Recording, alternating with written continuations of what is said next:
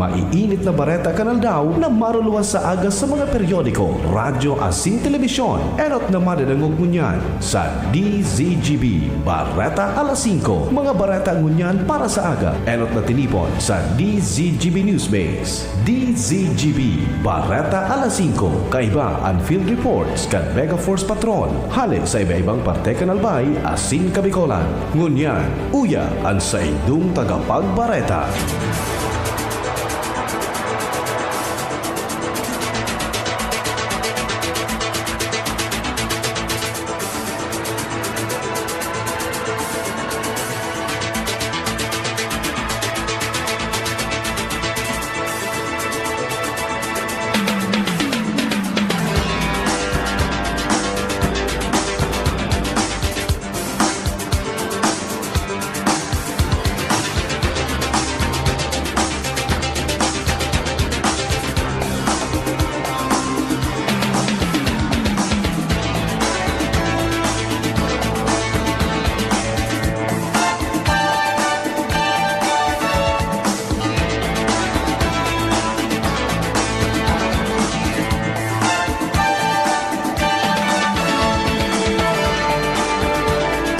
Diyos marhay na hapon, ako po ang sa indong magiging tagapaghatod bareta ngunya na FET sa 24 kan Oktubre taon 2023 sa DCGB mga bareta ngunyan para sa aga. Ako po si Pio Fernandez.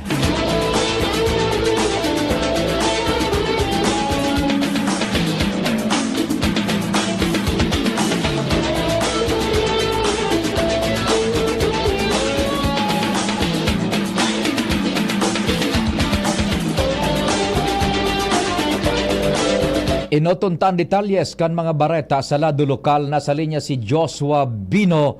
Joshua, marhay na hapon. Please go ahead. Nakakaalarma kining krisis na pigahampang kan publiko may kinaaraman sa epekto kan climate change. Asin ang mga lokal na gobyerno halos kulang pa ang mga plano na kaiba ang pag-abot sa climate change adaptation and mitigation. Ini ang binuhi ang mensahe ni Albay Governor Attorney Edsel Grex Lagman katakod kan sa iyang pagpirma kasubagong aga kan sarong dokumento na nagdedeklara ng state of climate emergency sa bilog na probinsya kan Albay. Ibig sabihin, rekognisado kan Albay ang talagang pangangaipon ng makagibo ng mga paagi tanganin ng ma-address ang krisis na epekto kan climate change. Katakod kan na nasabing deklarasyon na ini, piging ganyar ni Gobernador Lagman ang jabos ng mga lokal na gobyerno sa bilog na probinsya, maging sa mga barangay level na tumabang na matakusog ang kaaraman kan publiko. Siring na bumilog ng mga legislasyon may kinaaraman sa climate change adaptation and mitigation. Ginibo ang deklarasyon na ini kasubagong aga sa Governor's Guest House katakod kan paghapit digdi sa Albay kan grupo nin mga individual o ining Philippine Movement for Climate Justice, grupo nin mga persona na naglalakaw hali sa Manila sundo sa Tacloban para man sa pagkomemorar kan ika-10 taon kan bagyong Yolanda. Dagdag na bareta, Joshua Bino, DCGB.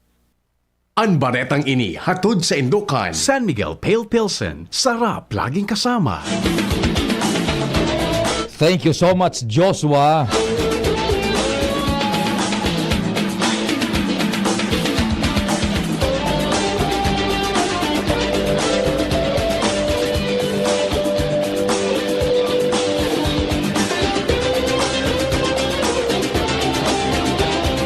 Dagdag pang baretang lokal.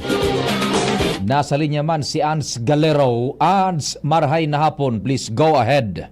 Preparado naman yan ang Commission on Elections o COMELEC Legazpi sa pangenot ni Election Officer Atty. Connie Del Castillo sa gigibuhong mall voting sa SMCT Legazpi para sa mga botante o rehistradong botante kan barangay Kapantawan kan syudad. Sigun sa nasambitan ng opisina, nakipag-uro ni Sinda sa mga miyembro kan o kaya mga opisyal kan nasambitan ng mall, pati naman sa mga opisina de gobyerno na imbelto sa pagdaon din na seguridad sa papaabot na eleksyon para masigurong matawan manin pantay asin magayon na seguridad sa nasambito ng mall urog pang inian-enot na pagkakataon na magkakaigwanin mall voting digdi sa syudad kan Legazpi sa maabot na Oktubre 30% taon. Sigun sa iya, tatawan ni na magkakanigong prioridad para sa mall voting sa nasambitan ng lugar at mga vulnerableng sektor kan nasambit na barangay, siringgan senior citizens, PWDs, asin man mga bados. Sinabi niya na prioridad man sa mga escalator as well as elevator kan mall ang mga ini maski day pa opisyal na pigubuksan ang mall para makagamit na sindakan pasilidad asin atap pa sana makapagboto na para sa nasampitan ng eleksyon. Sinabi ni Del Castillo na naghahagad sindakan kooperasyon kan mga nagbibirisita sa mall pati naman ang mismong mga residente kan barangay Kapantawan marespetuhon na daw kan pagboto o kaya kan pirilian sa maabot na semana. Dagdag na Bareta, Ans Galero, DCGB. Thank you so much, Ans.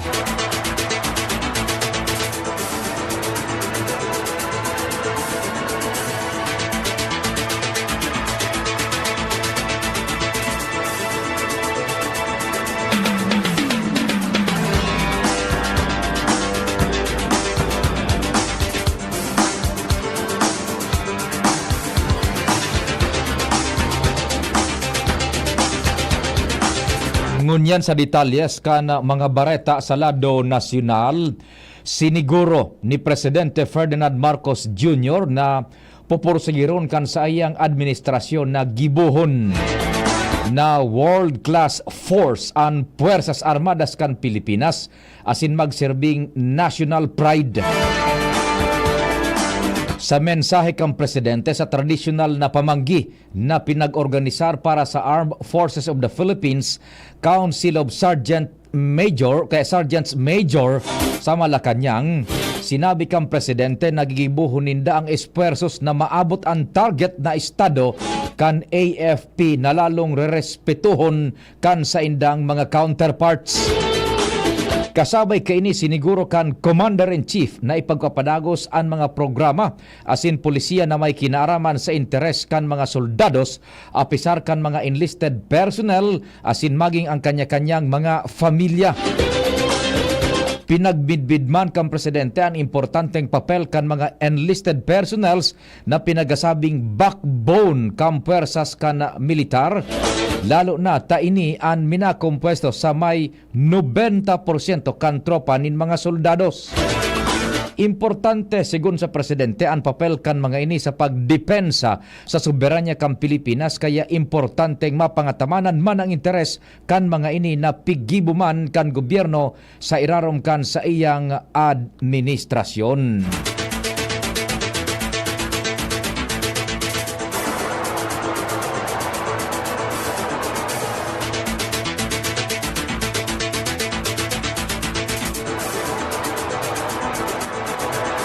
Mientras tanto, kaipuhan na magkaburunyog ang mga Pilipino sa mga lakdang para masiguro ang territorial integrity asin sovereignty kan Pilipinas. Inian sinabi ni Defense Secretary Gilbert Teodoro Jr. matapos ang panibagong insidente nin panghaharas kan Chinese Coast Guard sa Philippine Coast Guard. Partikular ang tinuyo na pagbangga kan Chinese vessel sa Philippine vessel kanakaaging Oktubre 22 sa Ayungin Shoal. Sigun sa opisyal na sugo mismo ni Presidente Ferdinand Marcos Jr. na ipaisi sa publiko ang insidenteng ini para mas maging transparent sa pigigibong pambubuli kan Chinese Coast Guard sa Philippine Coast Guard. Kamautan kaini na malikayan ang mga fake news o ano man na espekulasyon sa insidente. Sinabi ni Secretary Teodoro na dapat na magtubod ang publiko sa gobyerno asin da ipagpuunan nin fake news, kaya da ipagtubudan ang fake news kan China manungod sa Pilipinas. Enot nang sinabi ni National Security Council Assistant Director General Jonathan Malaya na tuod na ang Pilipinas sa mga kautikan kan China asin mga bako totoong pahayag kaini.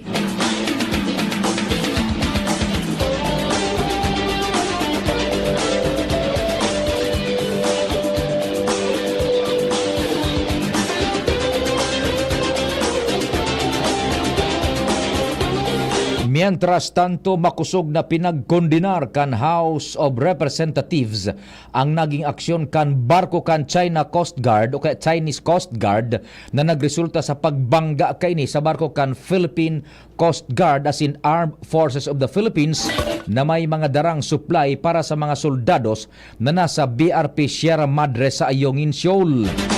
Sigun kay Speaker Ferdinand Martin Romualdez na ang ginibo kan Chinese Coast Guard nagbugtak sa peligro kan buhay kan mga lunad kan barko kan Pilipinas afuera sa dakulang patakot man ini sa katrangkiluhan asin estabilidad kang rehiyon.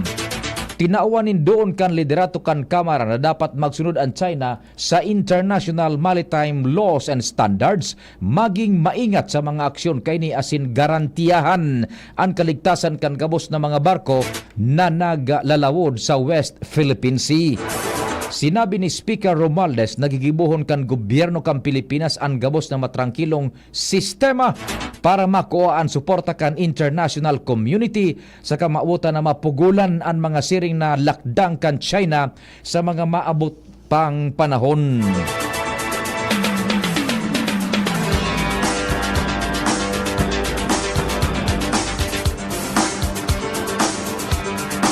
Mientras tanto, ginibong simple na ni Presidente Ferdinand Bongbong Marcos Jr. ang pagtaonin fuel subsidy o ayuda sa mga nasa sektor kan transportasyon na apektado kan paglangkaw kan presyo kan produktong petrolyo.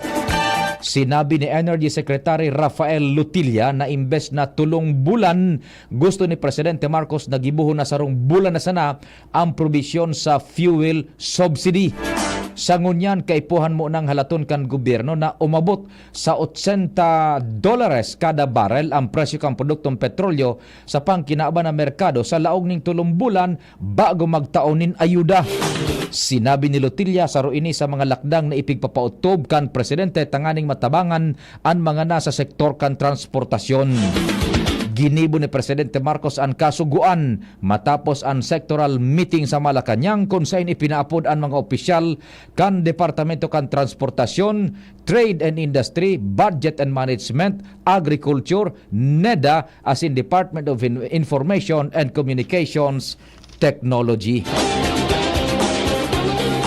Mabelta ni ba pang detalyes kan mga bareta, pakaliis kan nagkapirang pagirumdum. Para sa liver lovers, Liveraid man giraray. Liveraid Silimarin Capsule. Liveraid, sabayan ni proper diet as in exercise, uro aldaw. Liveraid Silimarin Capsule. Maging liver lover, Liveraid na. Mahalagang paalala, ang Liveraid ay hindi gamot at hindi dapat gamitin panggamot sa anumang uri ng sakit. Para sa liver lovers, Liveraid man giraray. Liveraid Silimarin Capsule. Liveraid, sabayan ni proper diet as in exercise, uro aldaw. Liveraid Silimarin Capsule. Maging liver lover, Liveraid na. Mahalagang paalala, ang Liveraid ay hindi gamot at hindi dapat gamitin panggamot sa anumang uri ng sakit.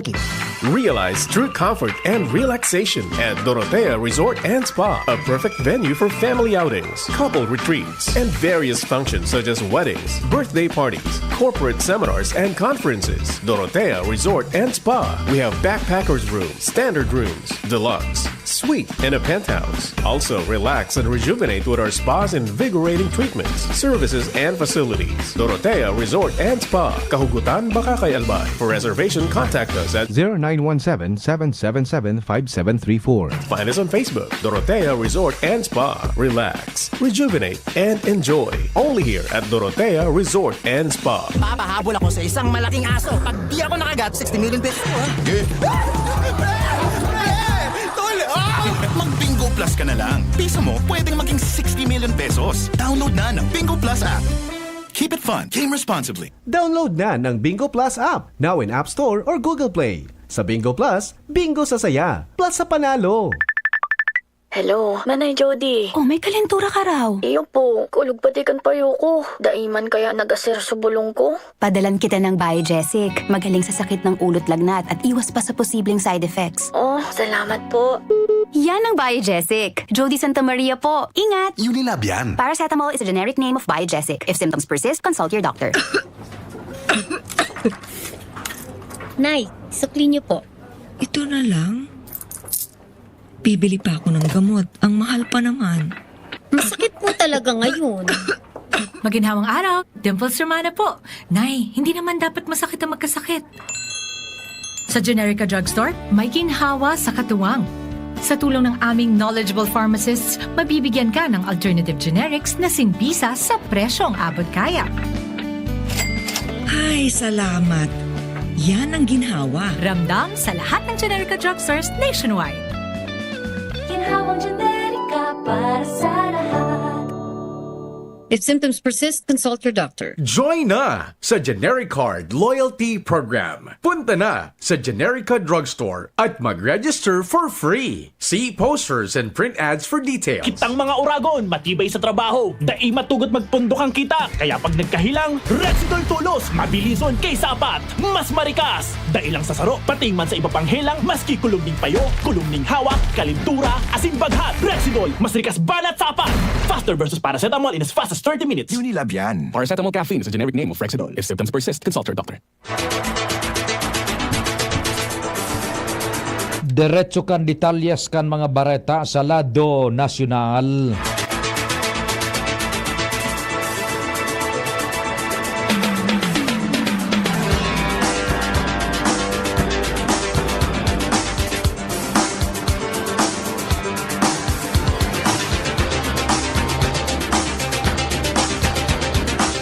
Puon sa Oktubre 27, iitaas na kan Philippine Coast Guard sa heightened alert an sa indang status para sa nagraraning barangay asin sangguni ang kabataan elections kasabay naman ang UNDAS 2023.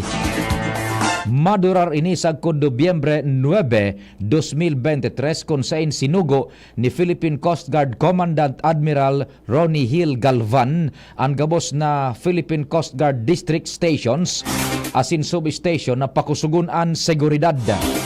Kaiban man digdi ang implementasyon kan safety measures sa gabos na pantalan sa bilog na nasyon. Gusto ni Gavan na nasa areglado ang gabos arog kan mga pasilidad sa mga pantalan, biyahe kan publiko, matuninong na eleksyon asin seguridad sa mga pasyaran arog kan beach maging private resorts. Tinauan doon pa kan opisyal nang ngunyan pa sana pinaghahanda na ninda ang pagruso kan mga tao kaya nagkukondukta na sinda ning 24/7 na pagmomonitor sa mga pier, pasyaran asin ba pang tourist destinations. Maging ang deployable response groups asin na Philippine Coast Guard Auxiliary nakahanda naman sa pag-abot kan UNDAS kung saan ang Coast Guard K9 units asin ibang security teams na matabang para maging maray asin ligtas ang barangay asin SK elections. Sigun pa kay Gavan, dapat ang gabos nindang mga tauhan maging marikmat, lalo na sa inspeksyon nin mga gamit kan pasaheros, mantan naka-standby man ang medical teams kan Philippine Coast Guard en kaso igwang emerhensya medikal.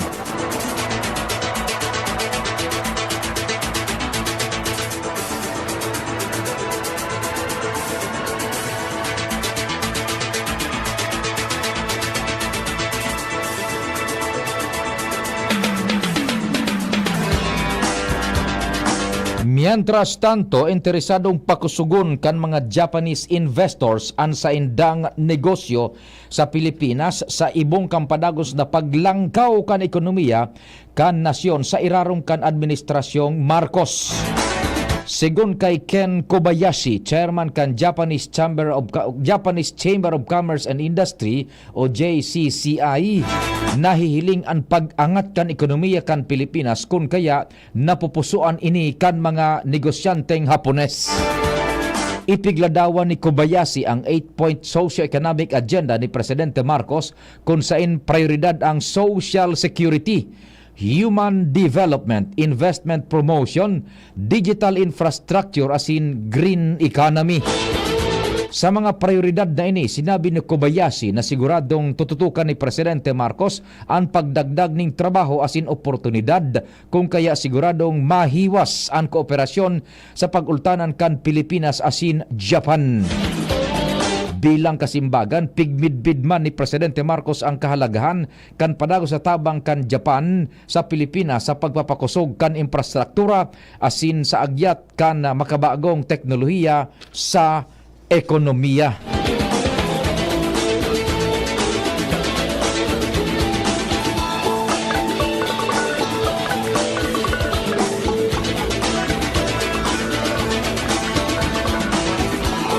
Pig-engganyar ni Senadora Riza Ontiveros ang Department of Foreign Affairs na magsabay sa pangapudan para laugon ang Gaza na pinabagsak kan nangyaring giyera sa pag-urtanan kan Israel asin Hamas.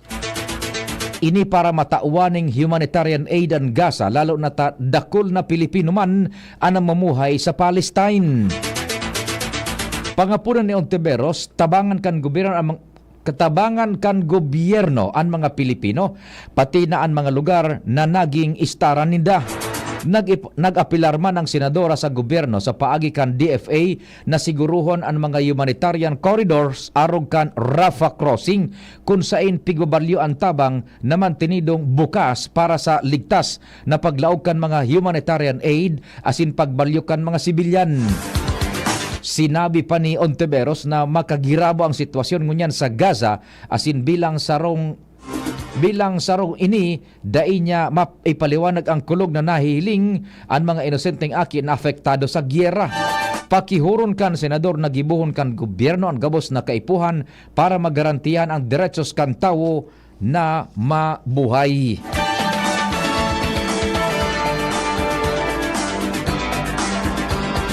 Posibleng bumalik sa pag-issue nin papel na driver's license ang Land Transportation Office sa mga maabot na aldaw. Ini kapag tinugutan kan korte ang petisyon para sa preliminary injunction na ipinagsumitir kan na daog na bidder sa plastic cards. Sinabi ni LTO Chief Vigor Mendoza II na pigtutugutan kan Quezon City Regional Trial Court ang pagdangog sa injunction petition na ipinagsumitir kang All Card Incorporated kontra sa Banner Plastic Card Incorporated asin LTO matapos na mapasunaan 20 dias na temporary restraining order. Piglinaw ni Mendoza na padagos pa man giraray ang distribusyon ni daning driver's license sagkod sa maging pinal ang kaso. Siniguro pa niya na ibubusol pa man giraray ninda na mapuna na ang backlog o kaya mapanuan na ang backlog din mga driver's license.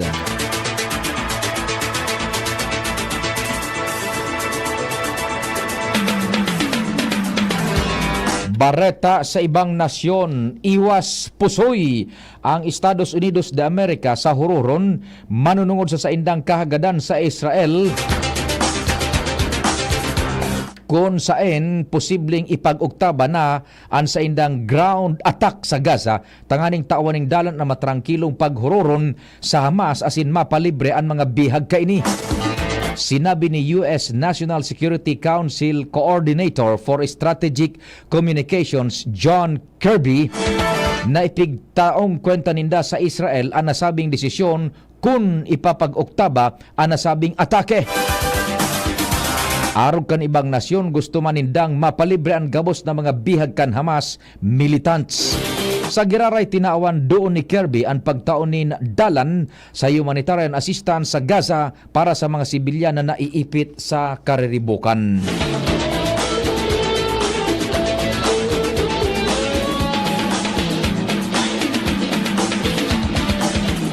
Sa Ladukan Sports, nakuha ang silver medal sa World Combat Games sa Riyadh, Saudi Arabia kan mga wusu athletes kan nasyon na sinda Agatha Wong asin Clemente Tabugara.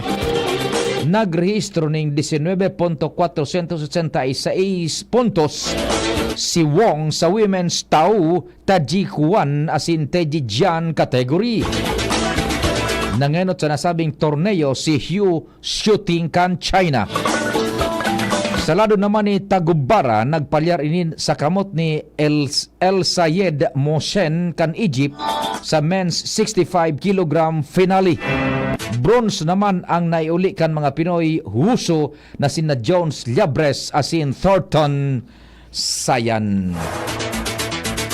Sa pangaran ka nagsururat kan informasyon sa pangenot ni News Director Mardela, Angel Mostasa, Jen Matthew Balyaran, Mega Force Patrol, sa Control Technical si Chief Tech Ramir Tanay, sa IT si Jerome Martinez, ako po si Pio Fernandez ang sa indong naging tagapagbareta. Salamat, marhay na hapon. Coco Martin po at